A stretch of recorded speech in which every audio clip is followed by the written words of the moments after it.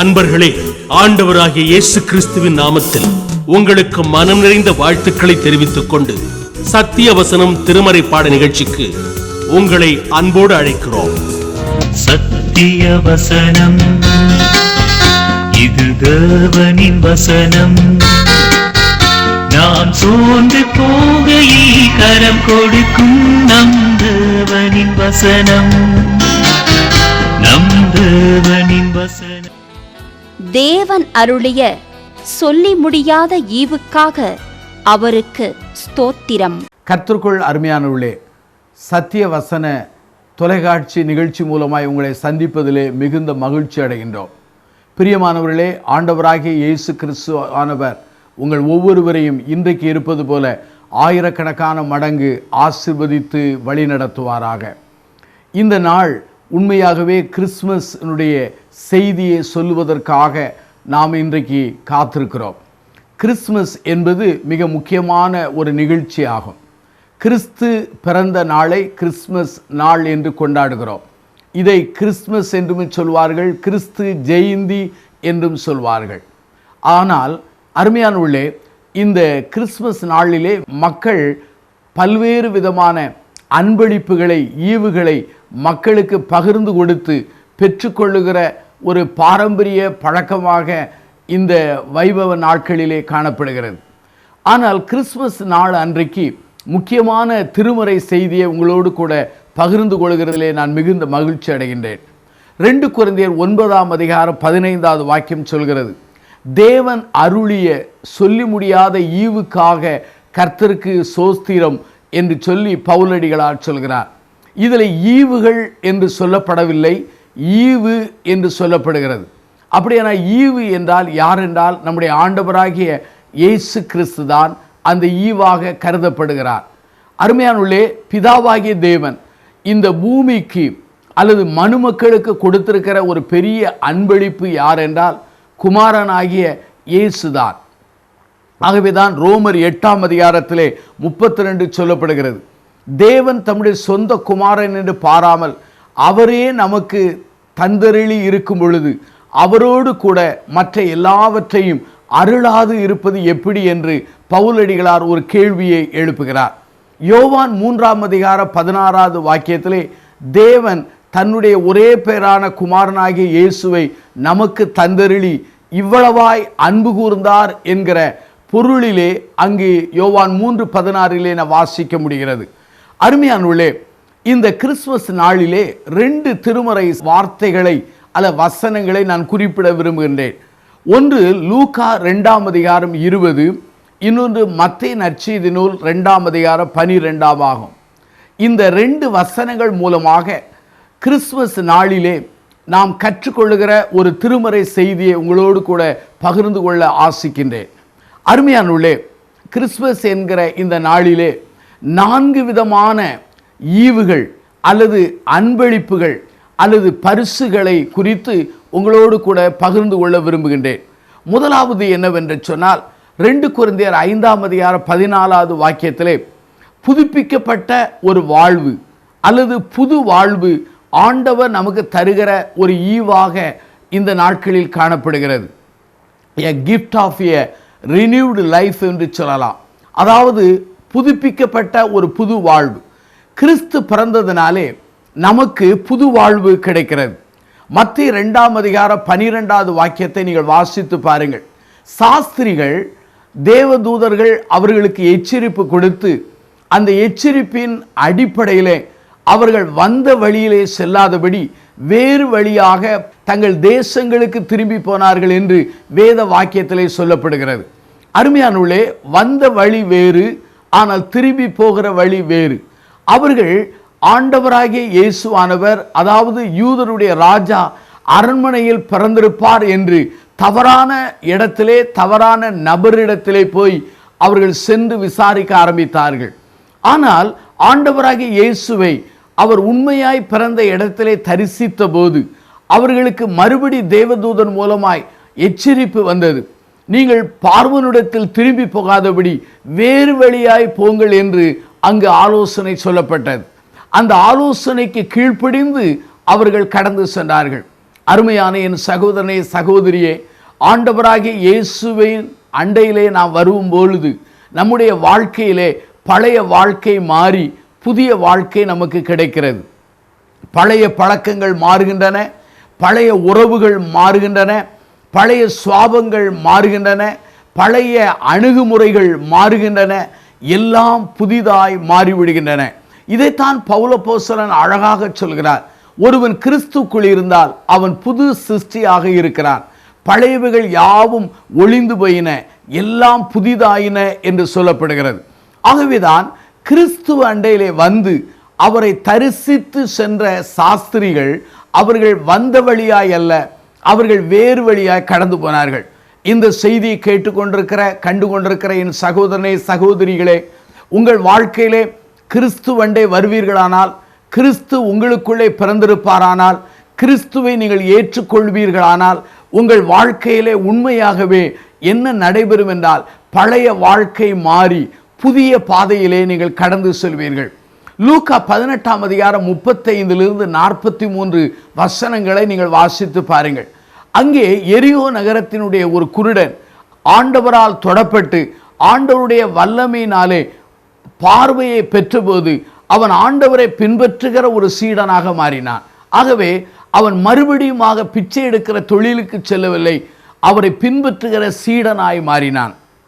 அப்போஸ்தலர் 9ஆம் அதிகாரம் 1 அல்லது 1 நீங்கள் 10 வாக்கியங்களை வாசிக்கும் பொழுது, திருச்சபையாரை துன்பப்படுத்தின சவுல் என்பவன் ஆண்டவரால் தொடப்பட்ட போது மாற்றப்பட்டவனாக அல்லது புது வாழ்க்கை பெற்றவனாக அவன் கடந்து சென்றான். அருமையானவர்களே, கதர்னே கடற்கரையிலே பேய் பிடித்தவன் ஆண்டவரால் சுகமாக்கப்பட்ட போது ஆண்டவர் செய்த நன்மைகளை தன் இனத்துக்கும் தன் வீட்டுக்கும் அறிவிக்கிறவனாக அவன் மாறினான். ஆகவே கிறிஸ்துமஸ் அன்றைக்கு ஆண்டவர் நமக்கு தருகிற முதல் ஈவு என்ன தெரியுமா? புதுப்பிக்கப்பட்ட வாழ்வு அல்லது புது வாழ்வு என்று சொல்லலாம். இரண்டாவதாக, ஆண்டவர் கிறிஸ்துமஸ் அன்றைக்கு நமக்கு தருகிற ஒரு நல்ல திருமறை செய்தியின் இரண்டாவது குறிப்பு என்ன? எ கிஃப்ட் ஆஃப் சர்வீஸ் என்று சொல்லலாம். லூக்கா 2ஆம் அதிகாரம் 16வது வாக்கியத்தை வாசித்து பாருங்கள். இங்கே மேய்ப்பர்கள் தூதர்களாலே கேட்ட செய்தியை அறிந்தபோது தீவிரமாய் அந்த குமாரனாகிய இயேசுவை அங்கே பார்ப்பதற்காக கடந்து சென்றார்கள். இங்கே லூக்கா தீவிரம் என்கிற வார்த்தையை அவர் பயன்படுத்துகிறார். தீவிரமாய் கடந்து சென்றார்கள்.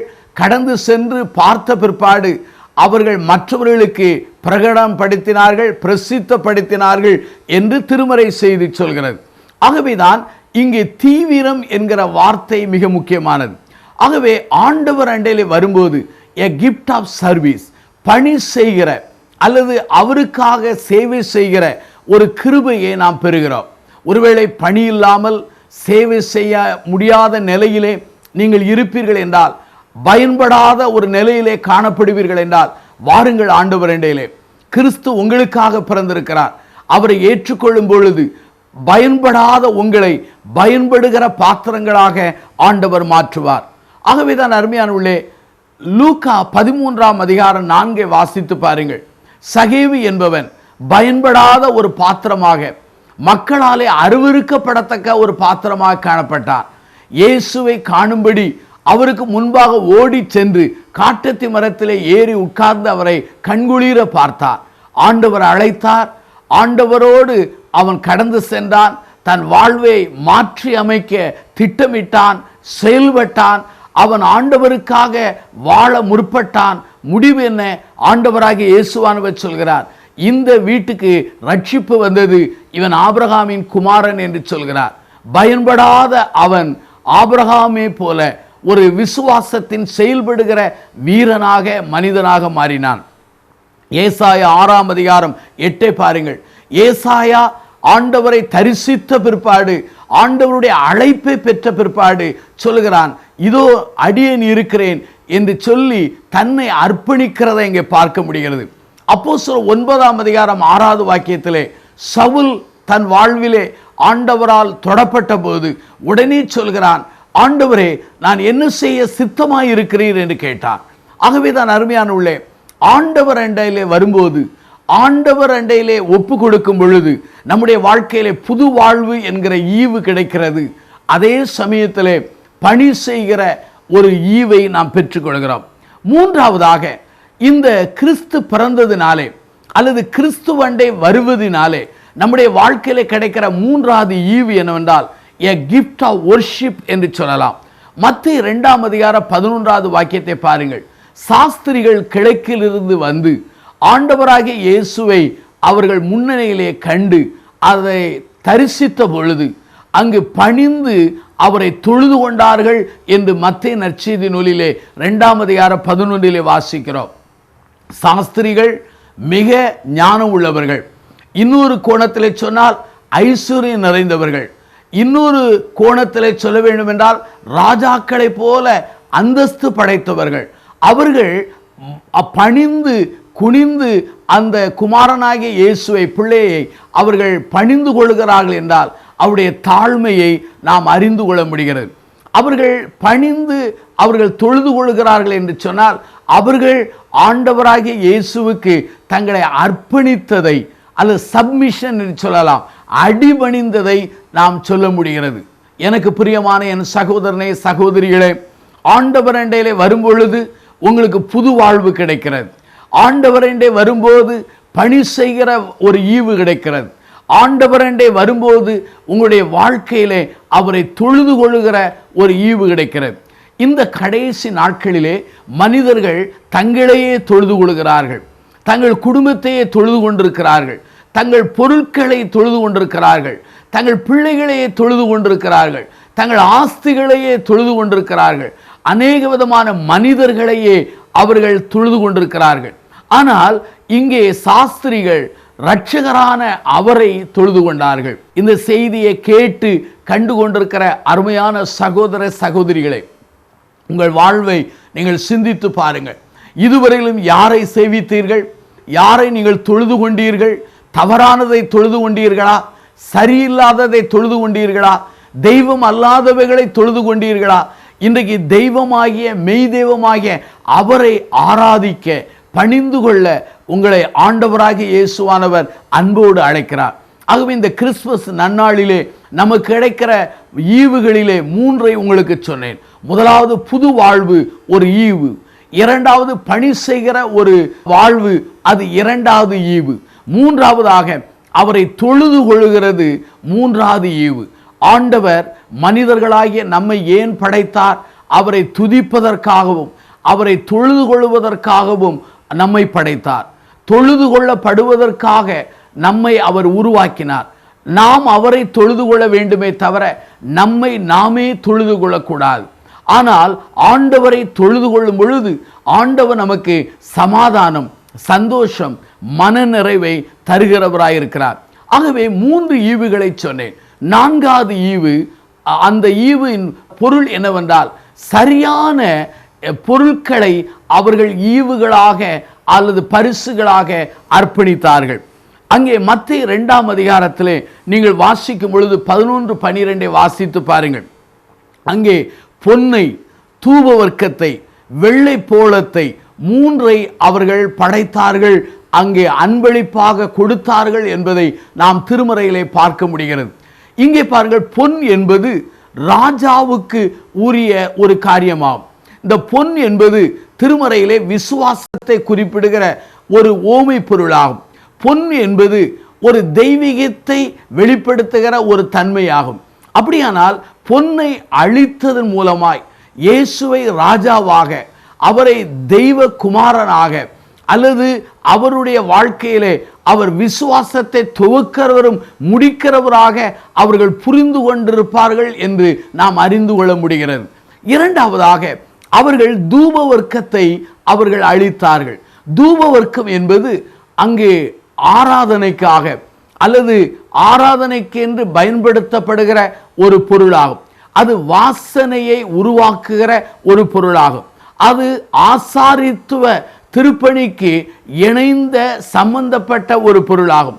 ஆகவே இந்த தூப வர்க்கம் என்பது சுத்தத்திற்கு அல்லது பரிசுத்தத்திற்கு ஒரு முன் அடையாளமான ஒரு ஓமை பொருள் என்று சொல்லலாம்.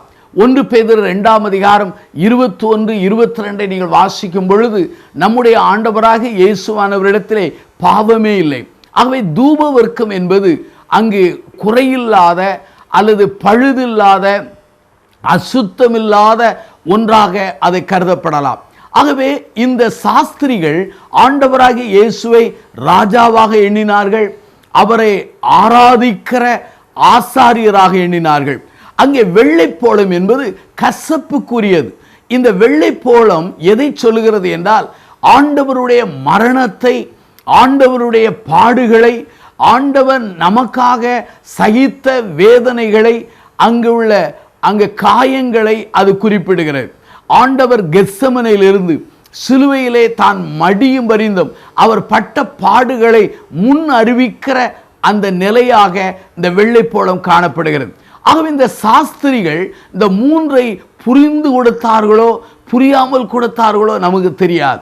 ஆனால் அவர்கள் கொடுத்ததை வைத்து நாம் பார்க்கும் பொழுது அவர்கள் ராஜாவாக, இயேசுவை உண்மையாகவே ஆசாரியனாக, இயேசுவை உண்மையாகவே அவரை ஒரு பலியாக எண்ணியே அவர்கள் அளித்திருக்கக்கூடும். ஆகவே தகுதியான பொருட்களை அல்லது அவருக்கு ஏற்புடைய பொருட்களை அல்லது ஏற்புடைய பரிசுகளை அளித்ததை இங்கு பார்க்க முடிகிறது. அருமையான என் சகோதரனே, சகோதரிகளே, கிறிஸ்துமஸ் நாளிலே கிறிஸ்துவுக்குள் நீங்கள் வருவீர்கள் என்றால் உங்களுக்கு புது வாழ்வு கிடைக்கும். கிறிஸ்துவுக்குள் வருவீர்கள் என்றால் புது வாழ்வு என்கிற ஈவோடு உங்களுடைய வாழ்க்கையிலே பயன்படாத உங்களை பயன்படுத்துகிற பாத்திரமாய் மாற்றி உங்களை பணிக்கென்று பயன்படுத்துகிற ஒரு ஈவை தருவார். 3ஆவதாக அவரை ஆராதிக்கிற ஈவை தருவார்.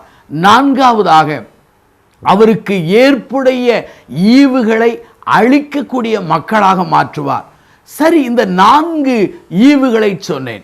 நம்முடைய வாழ்க்கையிலே இந்த கிறிஸ்துவுக்காக நாம் எதை செலுத்த வேண்டும், எதை கொடுக்க வேண்டும்? ரோமர் 12ஆம் அதிகாரம் 1-2 வேத வசனம் இவ்வாறு சொல்கிறது. பவுலடிகளார் எழுதும்போது இவ்வாறு சொல்கிறார், நம்முடைய சரீரத்தை, நம்முடைய வாழ்வை அவருக்கு ஜீவனுள்ள பலியாக ஒப்பு கொடுக்க வேண்டும் என்பதே புத்தியுள்ள ஆராதனை என்று குறிப்பிடுகிறார். ஆகவே நம்மை அர்ப்பணிப்பது அவருக்கு கொடுக்கிற ஒரு பெரிய ஈவாகும். நம்முடைய தாளந்துகளோடு அவருக்கு சேவிப்பது சரியான ஈவாகும்.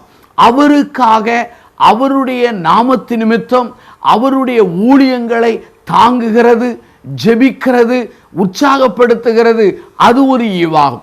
அறியப்படாத மக்கள் மத்தியிலே ஆண்டவருடைய நற்செய்தியை அறிவிக்கவும் அது பரப்பப்படவும் ஏதாவது ஒரு முயற்சியிலே நம்மை ஈடுபடுத்திக் கொள்வது ஒரு ஈவாகும். ஆண்டவர் நமக்கு பரிசுகளை தந்தார், நாம் அவருக்கு நம்மை கொடுப்பதே மிகுந்த சிறந்த உன்னதமான ஒரு பரிசாக காணப்படுகிறது. அருமையான என் சகோதரனே, சகோதரிகளே, உங்கள் வாழ்க்கையிலே இந்த கிறிஸ்துமஸ் நாளிலே கிறிஸ்து தன்னையே உங்களுக்கு தந்தார். ஆனால் நீங்கள் உங்கள் வாழ்க்கையை ஆண்டவருக்கு அர்ப்பணிக்க ஆயத்தமாக இருக்கிறீர்களா? இந்த ஆண்டவர் சுமார் 2000 ஆண்டுகளுக்கு முன்பாக மனிதனாக இந்த உலகத்திலே அவதரித்தார், பாடுகள் அடைந்தார், அவர் மடிந்தார், சொன்னபடியே 3ஆம் நாள் உயிரோடு எழுந்தார். இன்றைக்கு அவர் இன்னும் கொஞ்ச நாட்களிலே, கொஞ்ச காலத்திலே சீக்கிரமாய் வரப்போகிறார். ஆகவே அவருடைய வருகைக்கு முன்பாக நம்மை ஆயத்தப்படுத்துவோம். நம்மை மாத்திரமல்ல, நம் ஜனங்களை ஆயத்தப்படுத்துவோம். உங்கள் இருதயத்தின் வாசல் படியில் நின்று ஆண்டவர் கதவை தட்டி கொண்டிருக்கிறார். அவருடைய சத்தத்தை கேட்டு திறந்து அவருக்கு உங்கள் வாழ்க்கையை அர்ப்பணிப்பீர்கள் என்றால் ஆண்டவர் உங்களை ஆசீர்வதிக்க வல்லமை உள்ளவராக இருக்கிறார். அந்த ஆண்டவர் இன்றைக்கு உங்கள் இருதயத்தை கதவை தட்டி கொண்டிருக்கிறார். திறந்து கொடுப்பீர்களா? திறந்து கொடுத்தால் புது வாழ்வு என்கிற ஈவை தருவார். திறந்து கொடுத்தால் பணி செய்கிற ஈவை தருவார். திறந்து கொடுத்தால் ஆராதிக்கும் ஈவை தருவார். திறந்து கொடுத்தால் அவருக்கு ஏற்புடைய ஒரு ஈவுகளை தந்தருளுகிற அடியாராக மாற்றுவார். அப்படிப்பட்ட ஈவுகளை ஆண்டவர் உங்களுக்கு தரும்படி பிரார்த்தனை செய்வோமா? பிரார்த்தனை செய்வோம். ஜீவனுள்ள பிதாவே, இந்த நாளுக்காக நாங்கள் நன்றி சொல்கிறோம். இந்த செய்தியை கேட்டுக்கொண்டிருக்கிற ஒவ்வொருவரையும் நீர் ஆசீர்வதியும். இந்த கிறிஸ்துமஸ் நாளிலே, இந்த கிறிஸ்துமஸ் பண்டிகை கொண்டாடுகிற இந்த காலகட்டத்திலே இந்த நிகழ்ச்சியை கண்டு கேட்கிற ஒவ்வொருடைய வாழ்க்கையிலும் இப்படிப்பட்ட ஈவுகளை தந்து அவர்களை ஆசீர்வதியும். அவர்களும் தங்கள் வாழ்வை உமக்கு ஈவாக கொடுக்க அவர்களுக்கு உதவி செய்யும். இயேசுவின் நாமத்தில் தாழ்த்தி பிரார்த்திக்கிறோம் ஜீவனுள்ள பிதாவே, ஆமென்.